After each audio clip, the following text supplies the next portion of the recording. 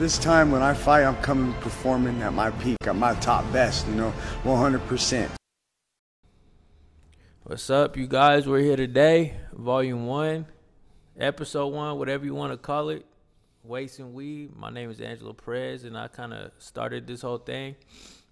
I think what the goal is and my mission is we're sitting here today and trying to spread the word of the athletes and their story behind the madness, the end goal, the product, the finished product, because everyone likes to leave out the grittiness, the darkness, and those long nights of work. And so today I'm here with none other, Charon Spain, mixed martial artist. Hey.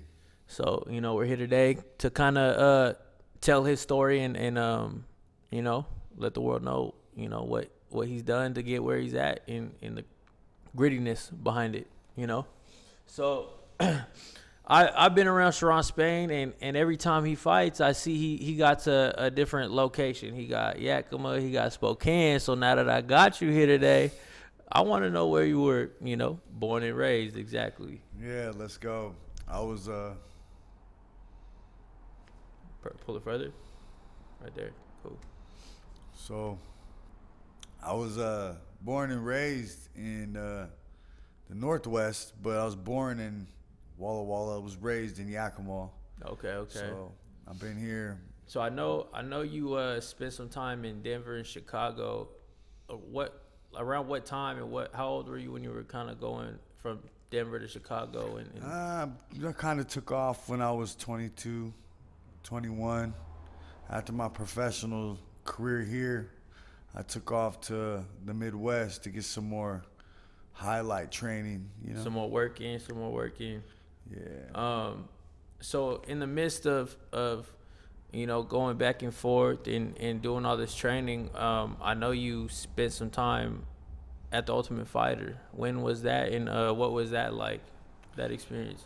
So, because I remember, so you were telling me, right? You were telling me you spent some time and it was this big compound, and you had guys up against the wall with numbers, and I don't know if Dana White was there. Yes, sir. And you said he just standing there, he called two numbers, and it was go time. Yeah, called two numbers up. It was go time. First round, we had a grappling round, which, personally, I'm not very intelligent, but I'm good at it. And, I showed out, walked up to him, subbed the dude. He was giving $100 away each submission. Oh, shit. So, yeah, that's crazy. Yeah, so that was pretty cool. He was giving money out. I subbed him, went up there. I hit him with a little pitch like, yeah, you got me waiting in line like this is American Idol, man. What's going on, Yeah.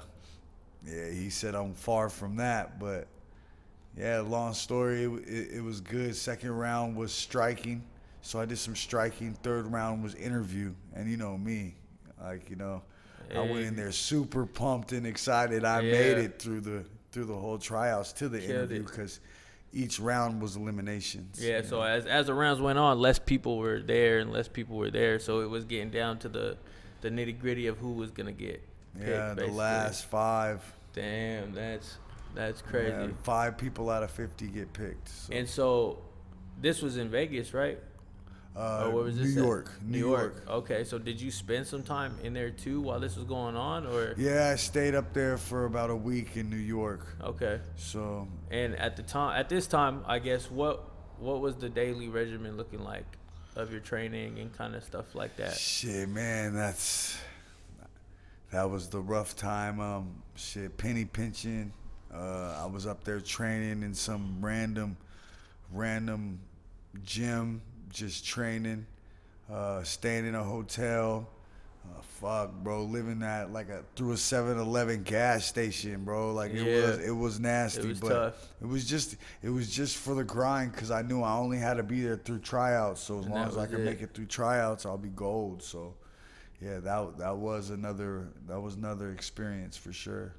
And that was it, I actually fought on a show in Seattle at Joe DeRabio's show, Koga Cage. Okay. Koga.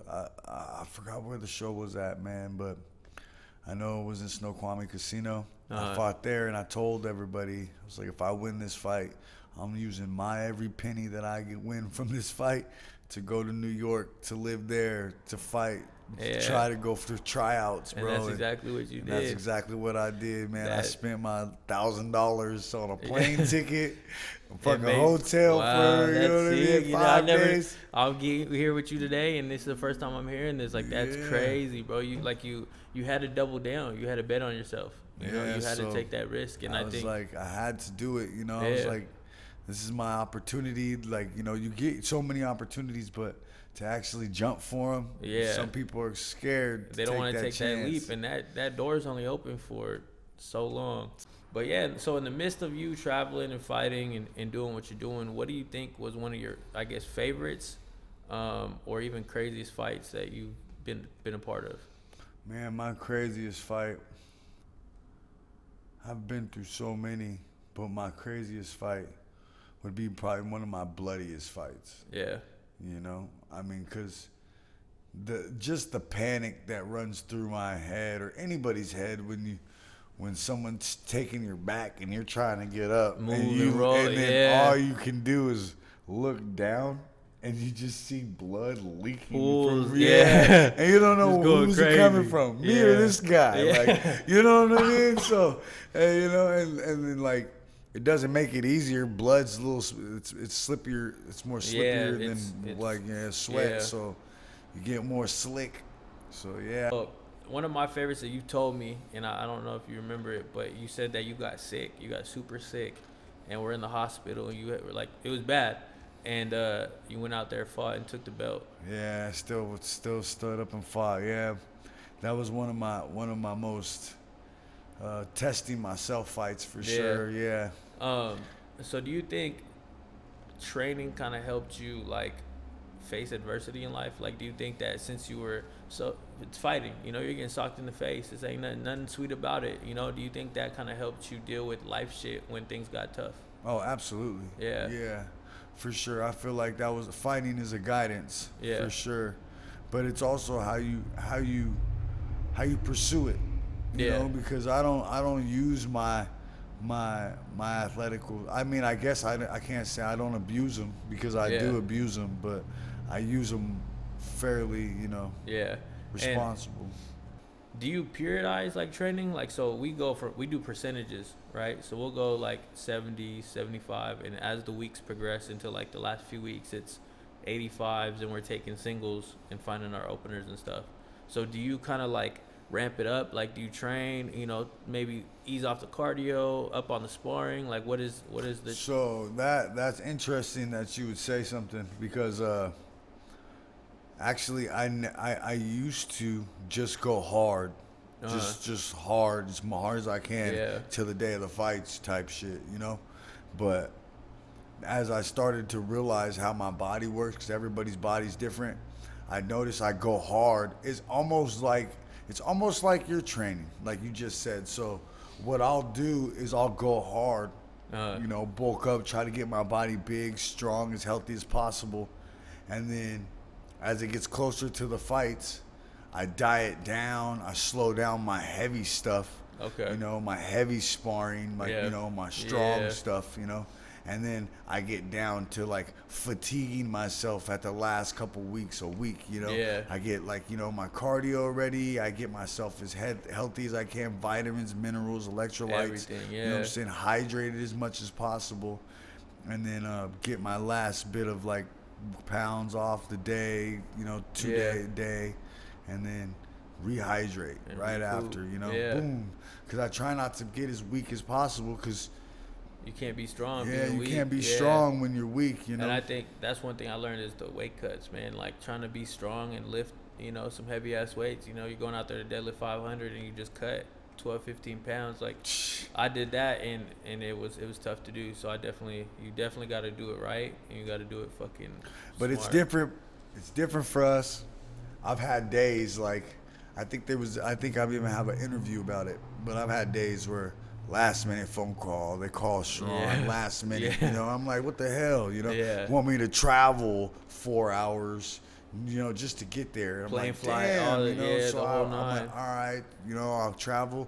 Then when I get there, they want me to cut weight. I end up cutting 6-8 pounds right then and there. Yeah. And then Right fucking, off you the- know, boom. But then you get glorified. Yeah. You know? Yeah. The fight starts, bam, 14-second knockout, 18-second knockout, Yeah. 15-second submission. Like, you know, you're like, dang, you know, like sometimes the hard work pays off. Yeah. Fast and easy. Yeah. You know what I'm saying? Yeah. But at the same time, sometimes that hard work, you know, it's kind of, you know, you It's get not pretty. Yeah, you get the shit in the stick it's not sometimes, pretty. and you're But just like, fuck, you know. you have to go through it. Yeah, it makes you feel like you didn't work hard enough, type shit. Yeah. This sport will make you or break you. Same Yeah. with powerlifting. You know, powerlifting and stuff like that. How do you think, like, the training when we first kind of linked up and started throwing, you know, little ideas and little stuff at you, how do you think that affected your training, good or bad? Man, I don't even know what to say about that, man. Because I know when we first linked up. So we first linked up, and I think I remember one of the first fights you took was at like 175 or 180, or it was a big jump from where you you used to. You gotta pause it though. What I miss out on? When you first met me though, your boy was a shrimp, man. Your boy was a shrimp. Hey, I ain't gonna lie. I ain't never met somebody to motivate somebody to do what you do. Yeah. Like to do what you did. Like Yeah. like it's crazy. Like the way you can motivate somebody or like change somebody just by like the little touch ups that you gave me, bro. Yeah. Like made such a big differences. Like, I mean, of course, yeah, I've had bad experiences, you know, with weight cuts and such, but since then, I don't think I've had one bad experience, bro. Everything's been cupcakes and dandelions, it's been brother. easy. Yeah. It's been lovely, and I That's love it, awesome. bro. Because you met me, I was struggling. I mean, I was probably malnourished. You know what I'm saying? I wasn't very strong. Yeah. I mean, yeah, I was athletic, but like I said, talent and hard work. Yeah. Let's exercise that. Like you know, Yeah, you put me yeah. on a different. And that's the, you know, I kind of learned, I guess I learned more powerlifting as we kind of first met, you know. So I was learning it, and I was, you know, ordering books, studying, asking my coach. But as fast as you learn, you're quicker to teach. Yeah, like, that's it's why so, I was like, bro, it's crazy. So we would work out together, me and this guy, and he'd do something. I'm like, oh, bro, that's your triceps. And you're like, you do something. I'm like, oh, bro, your lats are failing you. And you're like, what do you mean? I'm like, bro, this is what we're gonna start doing. And then you come back 4 weeks later, and you're like, bro, you're right. Like, you start doing it, and it's just fine tuning the small things. And I learned that because when we bench, we have to use our lats. We got to tuck the lats in, and we got to make sure we're benching in a position where we're not where it's not everything's gonna break down. And so learning that, I was able to, science, bro. yeah, I was able to Chemical. throw it at him, and we made it work, man. And so it was definitely awesome to see. You know, we're still doing it to this day. One of our favorite stories is my coach took a look at me, right, and he goes, yeah, you got to get you to 220. He goes, that's where you're going to be at. And we first met, we were like about the same, 160. Right. And I walked in with a bag of burgers and a bag of fries, and it was just me and you. No. And I told him, I said, man, sit down, and we're eating all of this. And we finished it all of it. No, but tell them what happened after, Oh, because you and still had to work out. So I still had to go lift. And this is my first training cycle. And so I go in there, and we're doing deadlifts. And we had to switch deadlifts because Daniel had, I don't know, some long story. He had to take one day off, so we switched it. And it's like 315, like 3 something for like 8 sets or something. And I go in there after the first set, and I'm like, damn, I think I'm going to throw up. And I was like, nah, I'm all right. We go in there, do another set, and I'm like, yeah, I'm going to throw up. So I ran to the bathroom, threw up. By the time I came, and I'm not going to say nothing because this is my first week training with Daniel. So he's taking me on, under his wing and showing. So I'm like, I can't bitch up. Who's Daniel though? Oh, okay, so Daniel. I'll tell this story. Let me get into that. Daniel's the guru of the whole method. But besides the point, your boy threw up off some deadlifts. And he ate too much. I ate too much. I went to the bathroom, threw up, came out, and it was my turn to deadlift again. So I go out there, I grind my set, get it done, go right back to the bathroom and throw up. And then I come back out here, finish the day, and you know. Called it a wrap. Yeah. But There's there's no pretty way on getting big, you told me. Yeah, there's no, and that's one thing I learned is there's no pretty way about it. You know, you gotta kind of force feed yourself. You gotta go through those times of almost throwing up, almost doing this to get to where, you know, I was supposed to be. And getting to 220 was difficult, but it happened. You know, we made it happen. Let's go. We made it happen. You know, so we smoked a little before this, and my thoughts, you know, I try to go to the gym. I've tried it a couple times. I've smoked, went to the gym, and I just kind of got scattered brain. You know, I couldn't focus on what I needed to. And I know for you, it's totally different. You kind of like zone in and, you know, when you smoke. Is that still the case, or did it kind of change throughout your training? I feel like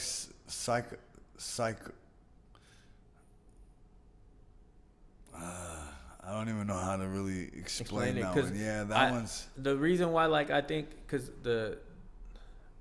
I have to, like, lock in all my cues and think about, you know, like, all right, I got to make sure I'm engaging this muscle, this and this. And that's why I think for you, I think it works because you're not, like, overthinking what's happening in the ring. You know what I mean? I feel that's why I was going to say it's psychological for me. For the fact is, when I do it, it's I don't know if it's... My body is already an autopilot. It knows what's gonna happen. Yeah. Like you train so long that as soon as you see a jab, as soon as you see something, like my body's on autopilot. But sometimes I have those days where, like, you know, like you just, your nerves are so everywhere. I got that scattered poops. Yeah. Like I'm like, what? Yeah, I'm like, damn, I'm on this nerves. I'm like, I'm fighting something. He's the same he's a human. Like, you know, I bleed. Yeah, like I'm over here scattered poops. I can't eat nothing. I'm like, come on, bro. Hold so on. like, you know, sometimes it comes in the beneficial factor, but at the same time, I'm like, you know, I fought Bobby Green. In Vegas when I fought for the UFC, and they were doing UAs. You know, it said on my contract, you know, random UAs. So be ready to be selected because you will be penalized type shit. So I was like, well, fuck, you know. So I kind of chilled on the, you know, smoking. Went up there. I trained decent. I feel like I didn't train the best, but I trained decent.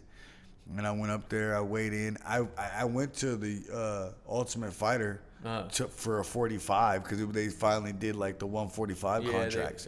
But when I made it to the UFC, because I went to the Strike Force, I fucking fought at 55. So I walked around at 58. You know, not much heavier, bigger. But nothing crazy. So everybody was always bigger than me, but.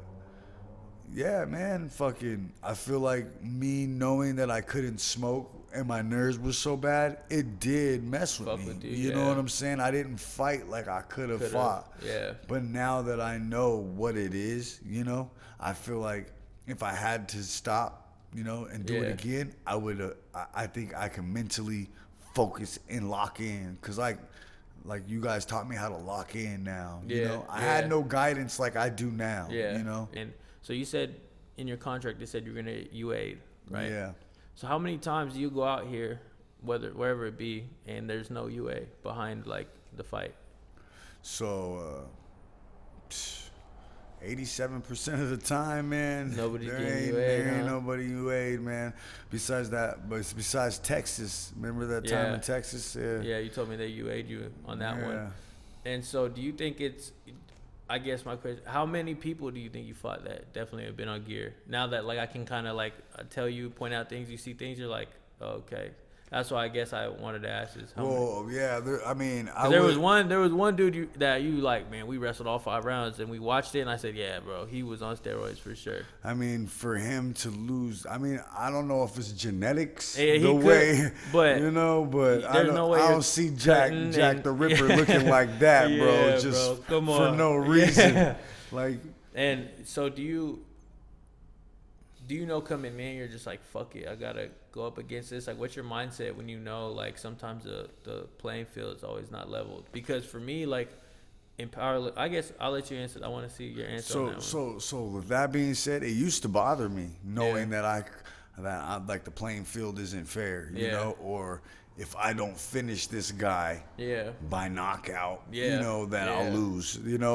I realize that, but at the same time, that's when it comes into perspective is that's what I'm here for, is to fight the best. Like I want to fight the best. It used to not be fair. The Baki way. The Baki way. But I used to think about it unfair. I used to be, and then it used to affect me in performing skills as well. Getting my mental, But now I know what it is, Yeah. So and with the powerlifting side of things, we got two pools of leagues, I guess you'd say. We have the tested and the untested, True. And that way you're always out of the playing field.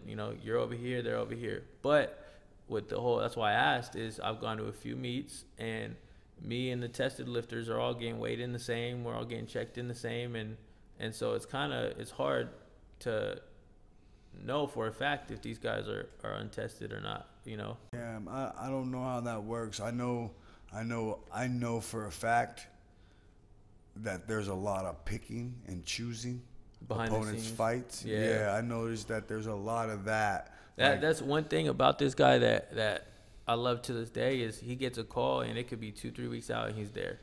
It don't matter who it is, what the record is.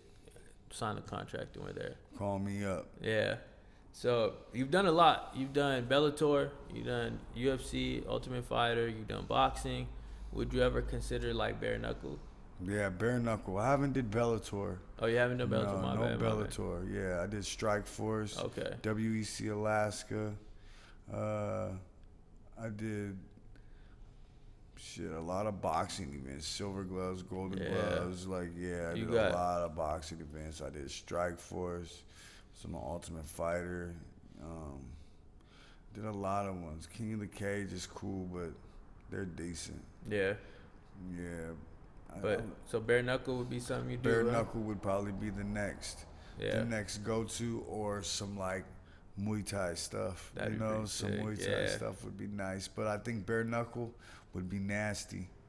That'd be pretty cool. And that stuff, they're killing that. They just signed a couple UFC fighters. They signed Chad Mendez and I don't remember who the other one was, but they've signed some UFC fighters, so we'll see. We might do some bare knuckle. I mean, at the same time, a lot of these UFC fighters have wrestling backgrounds. Yeah. What we really got to watch out for is if they start signing some boxers.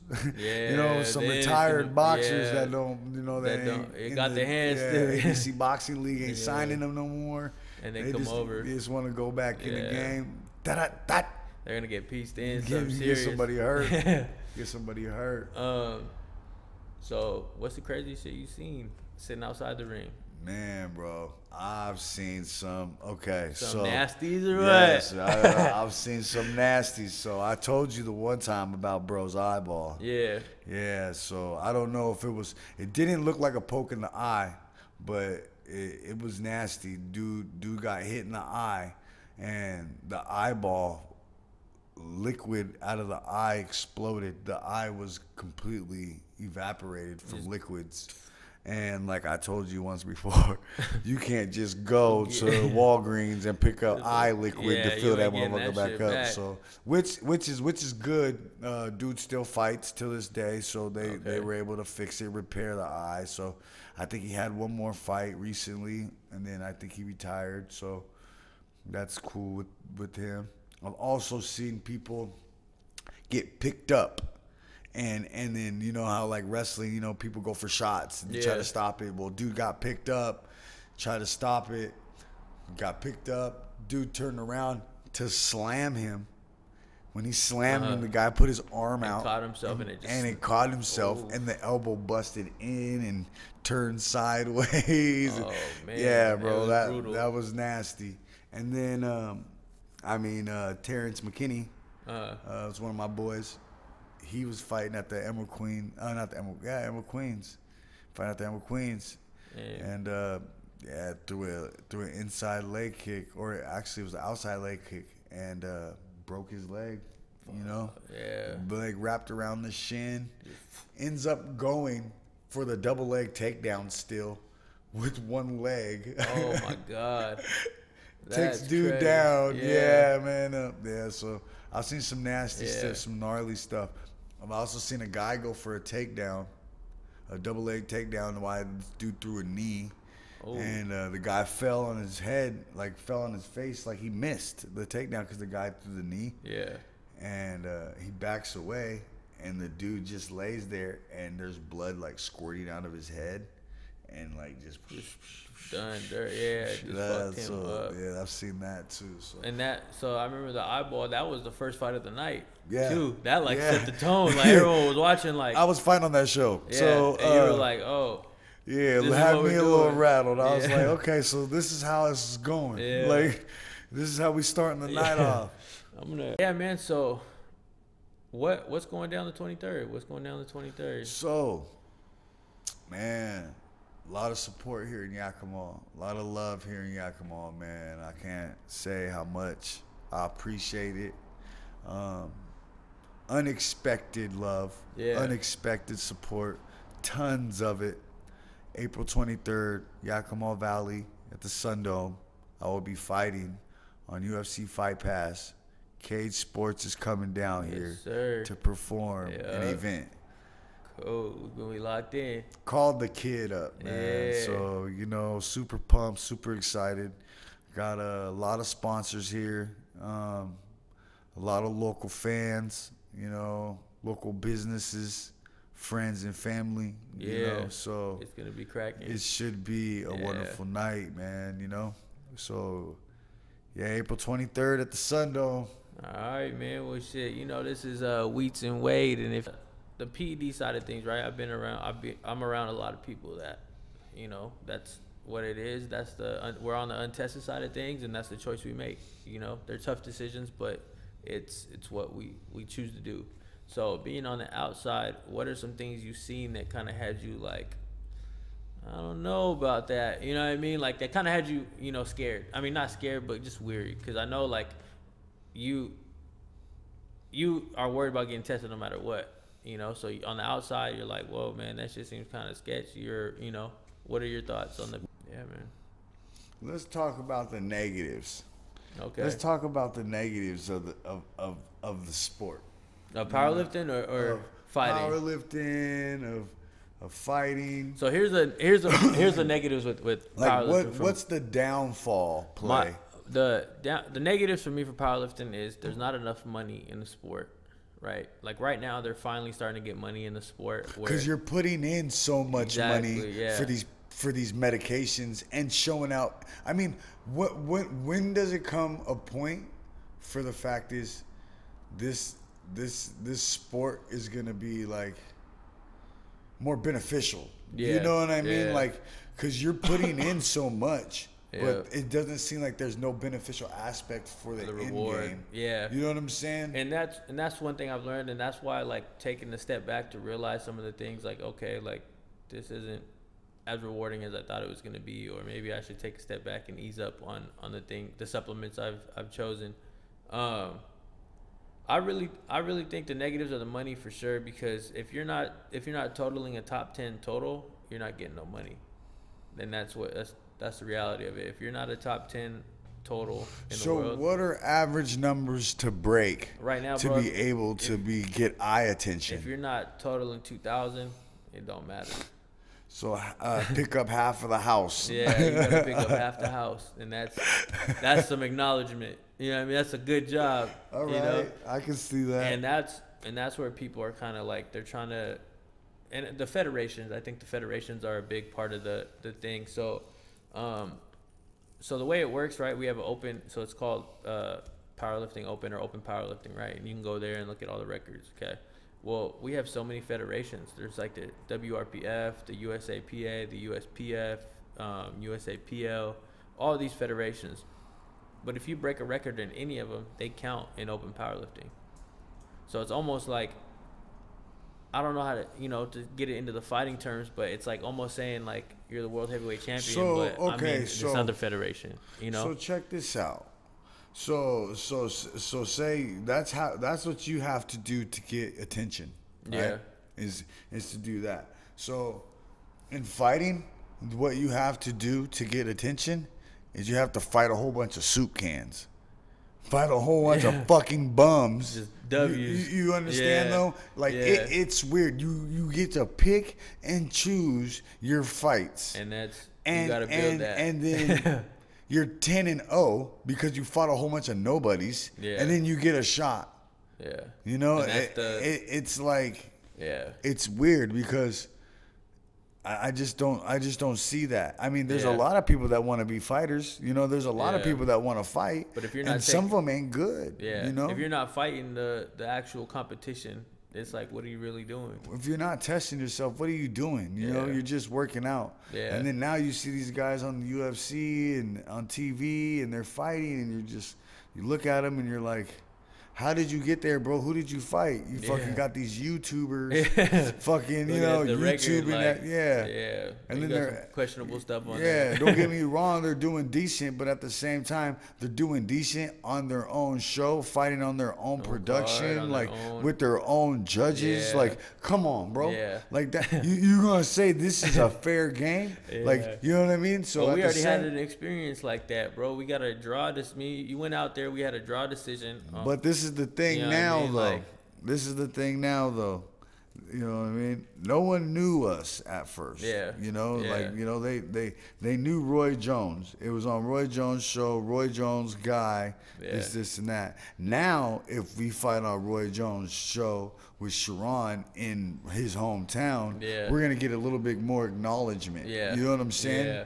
So it's gonna be Well, that's why I said that night everyone told us what it was. I mean, I heard it all night. The news said, right. So they know what it was. So do you think it would be weird? Okay, so you go to a weight competition. Yeah. Somebody in your weight class sees you throw an attempt. At the same time, they're up right after you. They're up. Yeah. You know. Yeah. So this was crazy that you told me this. All right. You're doing an attempt. You're getting it up. You're at that grip where you're about to fucking straighten it out, grinding through it. And that fool right behind you on your weight class is still like, you motherfucker, get that shit up. Yeah. Get that shit up, bro. You gotta straighten out your like flex your get it in your thigh, in your thighs, flatten out your back. Like they're giving you tips to help you better. So you're not gonna see that in fighting. And so it was, I wanna say it was my first couple meets. So I'm competing I was 165 at the time. I remember his name. His name was Nico. We were in the hole together, same weight class. And me and him were neck and neck the whole time, neck and neck, bro. Like our attempts were 5 pounds apart, 2 pounds apart. So you miss one, you losing today. Yeah. And bro, we're in the hole together. And you guys are back to back. And we were back to back because we're the lightest boys. You know, lightest boys in the flight. Let's hear it. And I go out there and I get my I have a good bench. I'm gonna sit here and brag. You know, I got a good bench. So you know your boy had let's go. Your boy had 30 pounds on his bench no matter what. And I did something, bro. I think I flared my elbows too fast and I fucked up the attempt. Still got it. So, out of line. Yeah, we come back in the hole. He goes, "Hey, bro, tuck your elbows and keep your lats engaged." And I in my head I was at first, you know, I think it was one of my first meets. Damn, you know, like this guy showed love. That's cool. And yeah, man. So it's different because, like I said, I played basketball my whole life, and so you can see the haters in the stands. You know, the other team you're gonna play is in the stands watching you, so you know they're not. I hope this fool does all kinds of crazy crossovers and makes a shot. They want to see you miss every shot, so they know you're cold coming into the game. Yeah. You know, it was the first sport I've been around that showed love, man. And like I said, it's crazy. Everyone in the room's cheering for you. They want to see. And you know what's crazy to hear from you to say something like that, because okay, do you guys cut weight? Oh yeah, bro. Okay, I've cut some nasty weight. So okay, a lot of fighters get grouchy when they cut weight. So imagine a lot of fucking weightlifters, a little juiced up, and cutting weight. And well, it's tough. Something might get broken in this room. It's right? Tough. Yeah, might hulk out. He said hulk out back there. Some shit might get broken in this motherfucker. And so jump on the scale so I can eat. Yeah, and yeah, it's tough, man. Like I've been in those bad moods where I've had to cut weight, and my girlfriend's telling me some story, and I'm just sitting there like, listen, Angelo, just listen to this amazing story, and let's get on Let's the scale. let's hear that story about you cutting weight in the shower. Remember Oh, you man, drove so- over oh, 6-hour my drive, God. was it? So we're going Montana? to, yeah, so we got to go to Okay, Montana. Let's hear this. So we're going to Montana, and it's just like right when COVID hit. I don't even remember when COVID hit. February, January, something like that. Yeah, So like Marchish, the meet- February. The meet was in like May, and mind you, like at the time, no one knew how long this was gonna be, you know. So, you know, I'm training, I'm getting prepared, and this was the heaviest I've been. I was competing at 181, and I got all the way to like 197.4, 198, something like that. Mine and you was walking around at almost 200 pounds. That was the heaviest I was at the time, and so I'm like, all right, we're getting ready for this trip, and saunas were closed. Saunas were my go-to. I hop in the sauna, cut 10 pounds, and I'd cut the rest when I got there. Saunas are closed. Anything you could think of around the time was closed. So I'm sitting there like, fuck, what am I going to do? And I think before we left, I had tried to diet.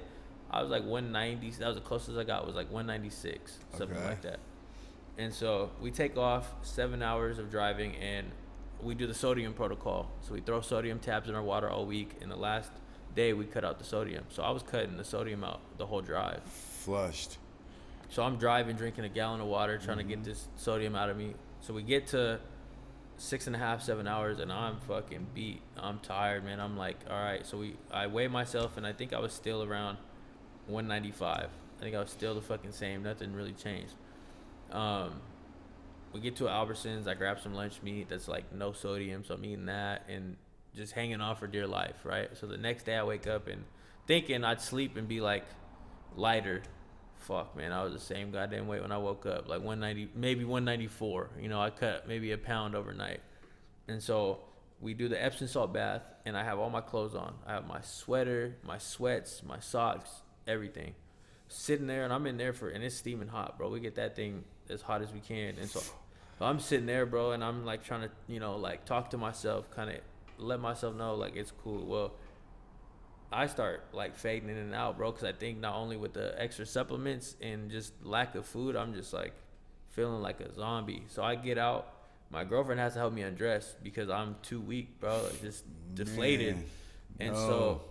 so she's helped me take off my clothes, and then I make it to the scale, and I think I'm like 186, and I'm sitting there defeated, bro. I'm like, there's no way I'm gonna make this. Like, so I put on another set of sweats and all this stuff. She turns on the shower, and I sit in the shower, close the door, and basically sauna myself in, you know. And I sit there for another 20 minutes, bro, and I start getting lightheaded, and I think I'm about to pass out. So I have to call my girlfriend. She comes in, shuts off everything, grabs me, takes me to the scale. I hop on there, and I'm like, and so you get a little leeway. It's 181.8. So I had to weigh. Yeah, a little pound or two. So I got on there, and I was 181.4, and I said, "We made it." And so she helped me. We made it. Let that song on. All I do is win, no matter what. And so she helped, bro, and I'm like zombied out, bro, like just not there. So she helps me. Tell them the easy resume. Yeah. Come on. So she helps me get to the car, you know, all that stuff. We get there. And bro, they're so I'm thinking usually the weigh-ins are quick. Everywhere I've been, the weigh-ins are pretty quick. But this guy threw on a pretty good meet, bro. It was pretty fucking sick. So we get there, and there's so many people, bro. And so I'm sitting there, like basically leaned up against the wall, hanging on, like just trying to get through the weigh-ins. We weigh in, and yeah, man. After that, I did not have a good meet. The weight cut was terrible. It was. You still took first though. I did. Remember you blew out on two of them or something like that, or three of them. Yeah. So the next day we come in, and I ran into the guy I was competing with, and me and him kind of had this like, all right, like we're gonna see. I'm gonna bite down today. So it was one of those like, there's no love today. Like, we gotta come with it. So we were warming up together, and I always get someone on bench. And so for a spot. No, I always get the advantage there. So my numbers are I always have like 30, 40 pounds to spare in between my squat and my deadlift. So I know like as long as I can make sure I hit every one of my attempts on bench, I can have some leeway going into deadlift. So it's all you got to kind of plan your attempts. Okay. And so we start warming up. And me and him warmed up together all day. So we're squatting in the same rack. We're deadlifting, Oh, and so he was watching you. He was watching and you. so we're squatting, and you could tell like he's like he's on my neck. We're not giving each other no rest. So like I said, it's a strategic game. You gotta, if you're warming up together, you make him warm up faster. You throw the weight on, you make him no rest. You want him to wear himself down in the weight room, So we're doing little strategic shit, and I'm taking sweet ass time, putting the collars on because I need more rest because I was done, bro. The sauna tore me up that day. Anyways, we get out there to squat, and he bombs out. He misses his first, he misses his second, and he misses his third. Well, all three attempts. All 3 attempts. Well, this is where it gets scary because I missed my first, I missed my second, oh, and so I'm sitting there like, wait a minute, we could lose too, And so, all right. So the thing was, bro, is this judge was strict. So he was literally on the ground watching it because you see how deep we have to squat. We squat deep. So he's sitting there like watching the hip crease and everything. And so the first one was my knees weren't locked. So you have to lock your knees out when you stand up with the squat. You can't be like half like cocked. You got to be fucking fully straight. First one was the knees. The second one was depth, or might have been the other way around. And so I remember I go for my third, and my girlfriend's like, stand up straight.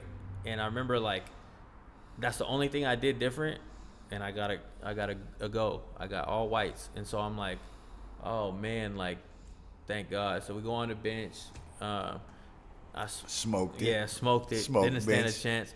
And so since he bombed out, I could have fun with my deadlift. I went from 450, and then I think I took a shot at like 480 or something like that. And yeah, took first and have fun. But that was the last time I was in a cut weight like that. So my question for you is 480, 450, those numbers that you blew the first time. Yeah. How did those numbers look at your first attempts? Back in the day when your first meets to terrible. now, yeah. brother.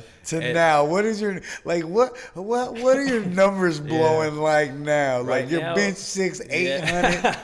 Right. Your deadlift probably got to be 1,000 something. Right now, man, I've been kind of in like a maintenance phase. So and that's one thing I noticed with everything I was doing. I put on a lot of weight, so I got super heavy.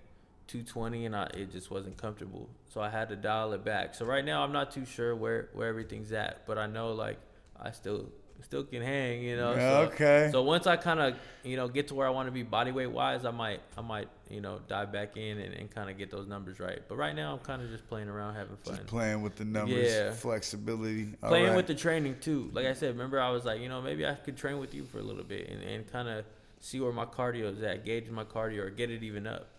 It's always good to switch it up though. Yeah. I mean, it's just like on a good diet, you get that one cheat day, Yeah. you know what I'm saying? Yeah. So it's always good to Yeah. switch it up. So that's Yeah. always good, man. We're gonna have to get it in one day. Yeah, we got to, for sure. That's a must. Yeah. Hey, what up, you guys? Charon Spain here. I'll be fighting at Yakima Valley Sundope, April 23rd. I just want to give a shout out to all my sponsors: Local Roots, K&K Furniture, Smoke Kings and Glass, One Stop Motors, Wild J Clothing, Weed and Weights, Ringside Yakima Valley Boxing Club. Baby, let's go. Ah!